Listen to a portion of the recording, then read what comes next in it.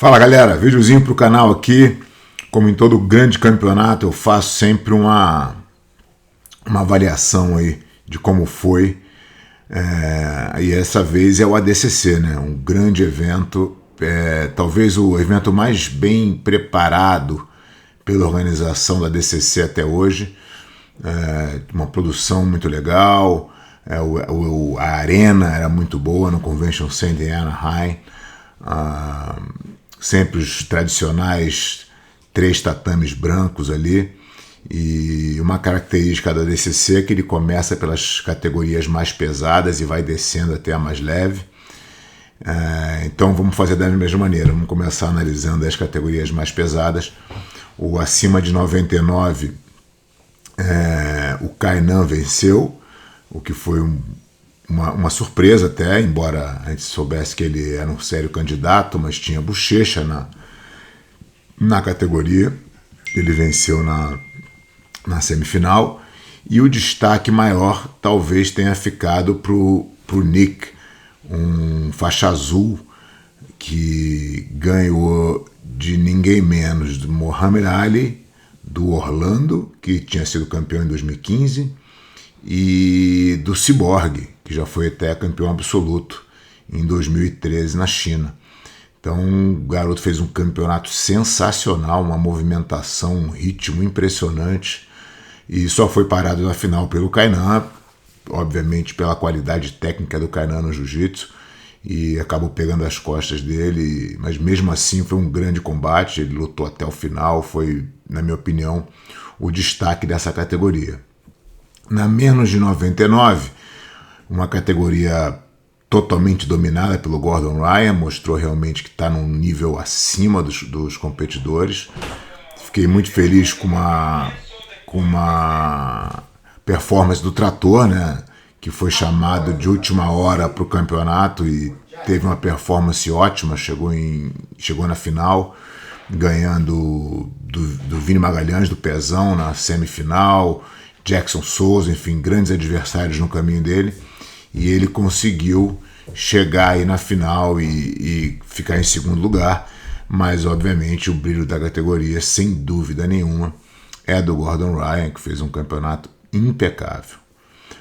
Menos de 88, destaque para o campeão Matheus Diniz, aluno do Marcelinho, que fez um campeonato perfeito, ganhou de atletas duríssimos, né? Ganhou do Gabriel Arges, ganhou do Josh Ringer e ganhou na final do Craig Jones numa luta de 30 minutos, onde ele ganhou de 2-0, na minha opinião deveria ser 4, teve 2 pontos claros no final que não foram computados, mas enfim, ele ganhou com qualidade e mostrando um ritmo muito bom de luta, com muita técnica. Foi certamente o grande destaque da categoria até 8-8. Até 7-7 a gente teve o JT confirmando aí o segundo campeonato dele, já tinha ganho na Finlândia também. A gente ficou triste com a derrota do Lucas, né? A gente esperava que o Lucas pudesse aí conquistar o único título que falta na carreira dele, mas ele não estava num dia bom. Acho que ele sentiu um overtraining e realmente não conseguiu performar como a gente está acostumado a ver o Lucão fazer. E aí foram para a final os 2 outros que eu entendo eram os favoritos, que era o JT e o Rocha. O Wagner Rocha também duríssimo, mas o JT sobressaiu tecnicamente e saiu com a vitória. No menos de 66, a gente teve vários destaques, né? Teve o garoto de 16 anos que fez um campeonato primoroso, né? Perdendo só pro Kennedy na semifinal, que foi, na minha opinião, o grande destaque aí dessa categoria, sem tirar, obviamente, o brilho da conquista do Tanquinho, né? Que é um cara que já está aí há muito tempo, já ganhou tudo, que é um grande campeão e mostrou a sua experiência na final e conseguiu vencer o Kennedy. Mas o Kennedy fez um campeonato maravilhoso, foi lindo de ver a dedicação e como ele representou, né, ter substituído o pai, né, tricampeão da DCC, e o Kennedy fez isso com muito brilhantismo, foi muito legal. Tem também o destaque para o Miyao pela competitividade de sempre e pelo espírito que ele sempre coloca nas lutas. Ganhou um terceiro lugar ali numa luta duríssima também, onde ele tomou uma leg lock no talo e não faz nem careta. E é um Miyao que a gente conhece aí, fazendo sempre um grande show. No feminino, que são duas categorias, uma acima de 60 e uma abaixo de 60. Acima de 60, destaque para a Gabi, que conquistou seu 4º título, né? A Gabi iguala ao Marcelinho aí agora, sendo os únicos atletas com 4 títulos da DCC. Fez um campeonato perfeito, né? Sem erro. Finalizou a final e, enfim, confirmou que nesse jogo aí ela é soberana mesmo, não tem ninguém para bater a Gabi.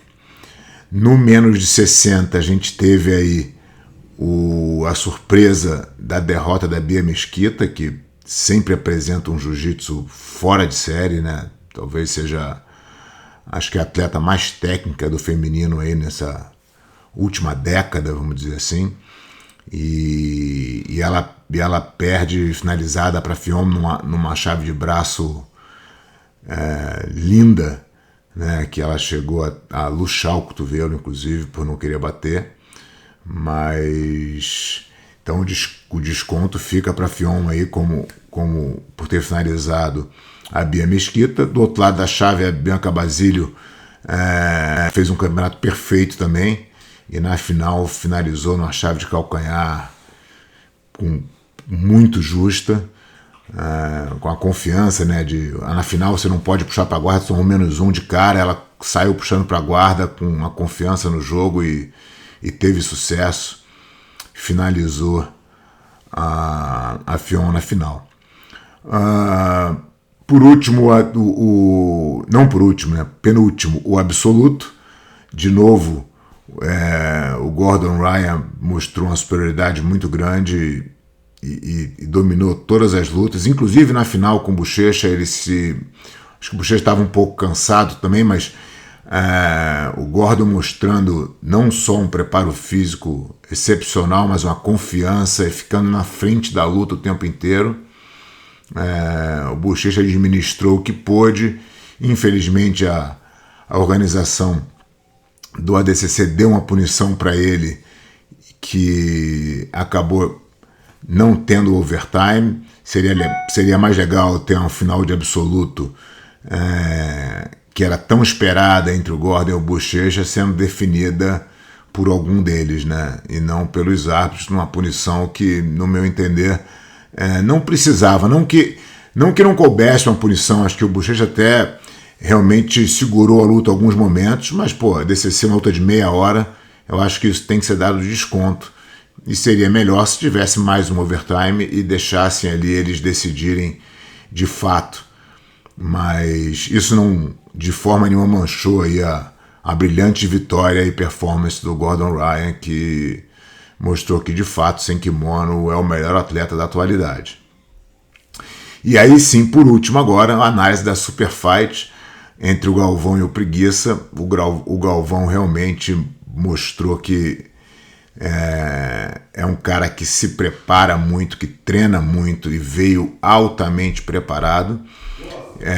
Como sempre, acho que o Preguiça não fez o treinamento de wrestling compatível para uma luta desse tamanho, né? Acho que o Galvão dominou ele em cima. Isso, já quando a luta foi para o chão, o Preguiça já estava mais cansado que o Galvão. Então o Preguiça, a gente imaginava que o Preguiça tivesse ali de vantagem para se sobressair no preparo físico, pela juventude, pelo ritmo de luta que ele sempre impõe.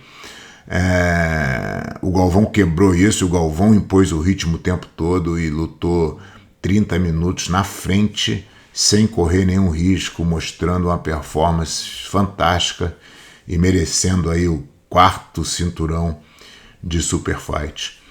Foi uma DCC muito bom, talvez um dos melhores que já aconteceram, muito por causa da organização também, mas um grande show dos atletas, foi muito legal de assistir. Espero que vocês tenham gostado da análise aí. Se não, deixe seus comentários aí embaixo na descrição. Grande abraço.